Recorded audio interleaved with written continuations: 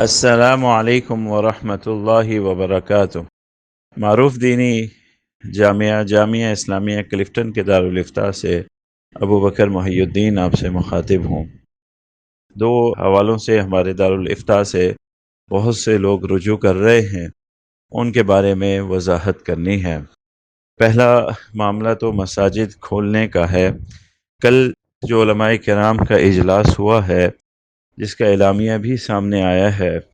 اس کے بارے میں بہت سے لوگ سوالات کر رہے ہیں، کیا مسجدیں کھل گئی ہیں، کیا واقعہ ہے؟ اس کے بارے میں گزارش یہ ہے کہ علماء کے اس نمائندہ اجلاس نے، جس کا اعلامیہ مفتی تقی عثمانی صاحب دامت برکاتہم نے پڑھا ہے، اس اعلامیے میں احتیاطی تدابیر اختیار کرنے کے بعد، SOPs تیار کرنے کے بعد حکومت پاکستان سے مطالبہ کیا گیا ہے کہ وہ مساجد کو کھول دیں۔ یہ مسلمانوں کی اہم بنیادی دینی ضرورت ہے۔ جہاں دیگر ادارے کھل رہے ہیں، وہاں مساجد بھی کھل جانی چاہیے۔ مگر اس پریس کانفرنس کے دوران کچھ ایسا تاثر ملا جس کی وجہ سے یہ ایک غلط فہمی پھیل گئی ہے کہ مسجدیں از خود کھول دی گئی ہیں۔ بزرگوں کا، علماء کی یہی رائے ہے، ہماری بھی یہی رائے ہے کہ ہم حکومت پاکستان سے یہ مطالبہ کر رہے ہیں کہ فی الفور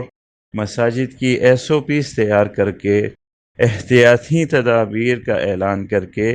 جو SOPs تیار ہوں مساجد کا اس میں انتظام کر لینے کے بعد مساجد کھولنے کا حکومت فیصلہ کرے، اور ایک متفق کے فیصلے کے تحت مساجد میں نماز باجماعت کا اہتمام کر دیا جائے۔ تو جو حضرات اس حوالے سے رجوع کر رہے ہیں کہ اس وقت مساجد کھول دی گئی ہیں، تو اس وقت مساجد جو ہیں وہ بند ہیں، اور احتیاطی تدابیر آپ تمام اختیار کریں۔ جب تک کہ SOPs نہیں آ جاتے، مساجد میں وہ ساری احتیاطی تدابیر اپنا نہیں لی جاتی، اس وقت تک احتیاط ہم سب پر لازم ہے۔ انشاءاللہ اللہ سے امید ہے کہ آنے والے 2-4 دنوں میں حکومت اس بارے میں سنجیدگی سے غور کرے گی، اور اللہ کی ذات سے امید ہے کہ احتیاطی تدابیر کی SOPs تیار ہو کر بہت جلد انشاءاللہ مساجد کھل جائیں گی۔ دوسرا مسئلہ جو ہم سے پوچھا جا رہا ہے، وہ زکوٰۃ کے متعلق ہے۔ زکوٰۃ کے متعلق بہت سے ایسے حضرات، ایسے بھائی جو کہ کوئی بڑی یونٹ کے مالک ہیں، جن کے ہاں بڑی تعداد میں ملازمین ہیں، وہ یہ چاہ رہے ہیں کہ اپنے ملازمین کی تنخواہیں دینے سے، کیونکہ وہ قاصر آ چکے ہیں، اس وجہ سے وہ اپنی ملازمین کی تنخواہوں میں کٹوتی کر کے اور کچھ حصہ تنخواہوں کا زکوٰۃ کی مد میں دینا چاہتے ہیں۔ اس بارے میں ہمارے دارالفتاح میں غور و خوض کیا گیا ہے، جس کے لیے چند گزارشات پیش خدمت ہیں۔ زکوٰۃ کے متعلق ایک تفصیلی انشاءاللہ ہمارے یہاں سے آنے والے دنوں میں بیان ہوگا، لیکن سر دست آپ یہ سمجھ لیجئے کہ آپ کے یہاں ملازمین کی 2 طرح کے لوگ ہیں۔ اگر وہ دہاڑی دار ہیں،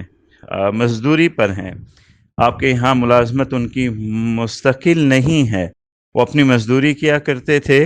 اور مزدوری کا اپنی روزانہ کی اجرت لیا کرتے تھے، ایسے لوگوں کی اب چونکہ اجرت ختم ہو گئی، مزدوری ختم ہو گئی ہے، آپ کے ذمے یا ان کا آپ کے اوپر کوئی حق نہیں ہے، ایسے لوگوں کی اگر آپ مدد زکوٰۃ کی مد سے کرتے ہیں تو آپ کو اجازت ہے، وہ مستحق ہیں، تو زکوٰۃ کی مد سے ان کی مدد کی جا سکتی ہے۔ ایسے ملازمین جو آپ کے یہاں مستقل ہیں اور جن کی تنخواہیں ہیں، اس کے بارے میں شریعت کا اصول یہ ہے کہ جب ملازم آدمی اپنے آپ کو کام سے نہ روکے، کام کرنے کے لیے تیار ہو، کچھ اور حالات کی بنا پر وہ کام نہ کر سک رہا ہو، یا آپ نے اسے کام سے بٹھا دیا ہو اور اس کی ملازمت جاری ہو، کام سے نکالا نہ ہو، تو اس کی تنخواہ آپ کے ذمے ہے، شرعی طور پر وہ اس کا حق ہے۔ اب ایسے ملازمین جو مستقل ہیں اور اس وقت کام نہیں کر رہے، ان کی تنخواہیں ان کا حق ہے، اور کسی انسان کا حق اسے دے کر کے زکوٰۃ کے مد میں کٹوتی نہیں کی جا سکتی۔ تو نتیجہ یہ نکلا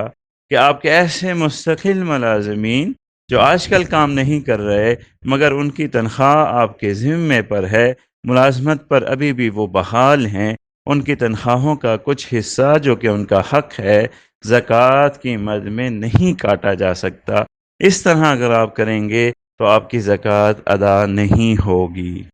ہاں، اگر آپ ان کو پوری تنخواہ دے دیتے ہیں جو ان کا حق ہے، اس کے بعد بھی اگر وہ مستحق ہیں اور آپ زکوٰۃ کی مد میں ان کی مدد کرنا چاہتے ہیں تو آپ زکوٰۃ کی مد میں ان کی مدد کر سکتے ہیں۔ یہ ایسے ملازمین جنہیں آپ فارغ کر چکے ہیں، نوکری سے برخاست کر چکے ہیں، اب وہ ملازمت پر نہیں ہیں، اور برخاست کرتے وقت جو ان کا حق بنتا تھا وہ پورا ادا کر چکے ہیں، اس کے بعد اگر آپ سمجھتے ہیں کہ وہ مستحق ہیں اور ان کی زکوٰۃ کی مد سے آپ مدد کرنا چاہتے ہیں تو پھر آپ کر سکتے ہیں، زکوٰۃ ادا ہو جائے گی۔ واللہ اعلم بالصواب۔ والسلام علیکم ورحمۃ اللہ